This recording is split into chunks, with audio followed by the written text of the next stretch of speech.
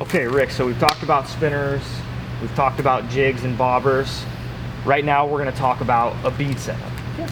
Yeah, fishing bobber and bead for steelhead has become very popular. I mean, this has been around for a long time in Alaska and Canada and stuff, but it came down and anglers in Oregon started incorporating this into their techniques.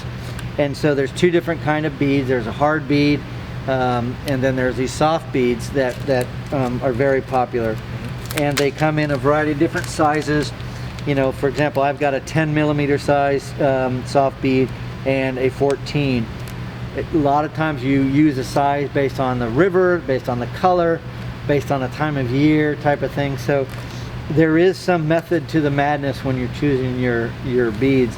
And it helps if you're fishing with somebody who's fished with beads for a long time, is to just kind of learn from them. But the setup is pretty darn simple. And I'm using an example here. This is really a bobber dogging example. And I'll explain bobber dogging in a minute, but let me just talk about the beads. So normally you've got your leader, and again, 10, 12 pound, maybe 15 pound leader. And then on this one, you've rigged it with a hook. You know, you basically, this is what's going to hook the fish. And then above that, usually it's 3 fingers, maybe 2 fingers, but usually 3 fingers. That's where you want your bead to be set. And the stopper can be a variety of different things. It can be those rubber stoppers that I showed you earlier that you slide on.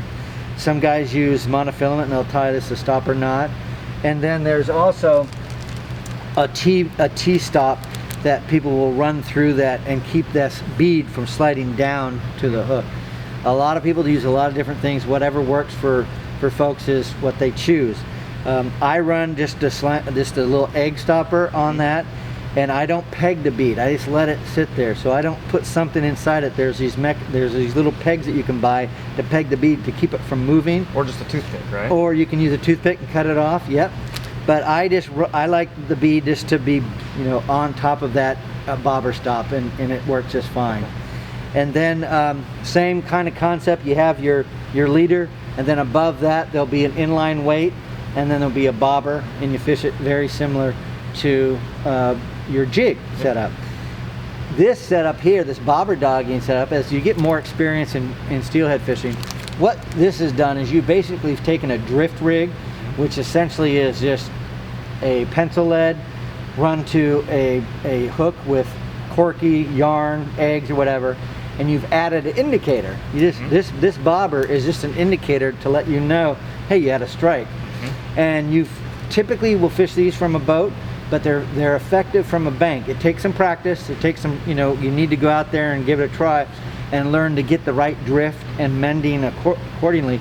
But once you got it down, it's very effective. And with that indicator, it helps you, notice where there's a strike and not just a snag or something like that.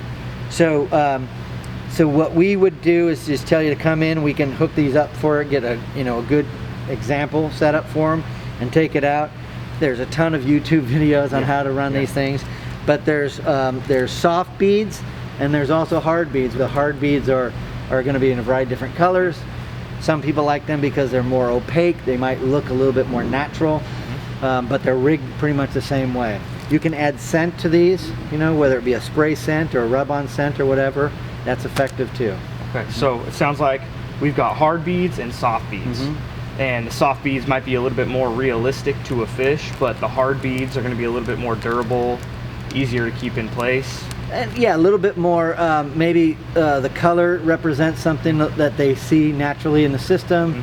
And like I say, you got soft beads that go really big, up to 20 and sometimes bigger. And yeah, the theory is that maybe the fish are holding on to them a little bit longer initially because of the softness of them. But usually in the drift, when a fish grabs onto this, it's long enough that hook is slid up and was able to hook them in the lip, and you're good to go. Okay. Yeah. Okay, and then what size hook do we want to be using in these setups? So normally I use like a 1/0, 2/0 type of size, or excuse me, 1 or 2 type of size. Okay. It really depends on what system you don't need a real big hook. I can't tend to go a little bit smaller and use a short shank versus a longer shank. So it comes down to personal preference. Okay. If you're new to it, again, if you have a mentor or somebody who's fished a lot and steelhead, just ask folks and you'll be able to dial it in. But I don't think you can go wrong starting off with a 1 or a 2. Okay. Yeah.